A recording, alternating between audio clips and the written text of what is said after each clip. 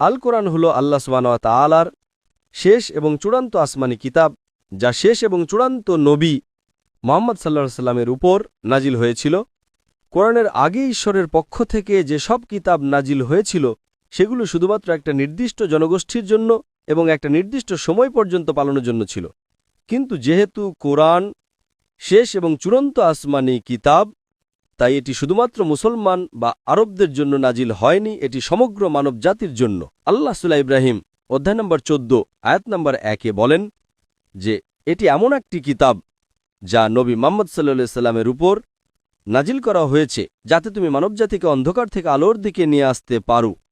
আল্লাহ সূরা ইব্রাহিম অধ্যায় নম্বর 14 আয়াত নম্বর 52-তে এই বার্তাটি পুনরায় বলেন যে এটি মানবজাতির জন্য একটি বার্তা, তারা যেন এর মাধ্যমে সতর্ক হয় এবং জানতে পারে যে ঈশ্বর এক, জ্ঞানীরা যেন উপদেশ গ্রহণ করে। কোরআন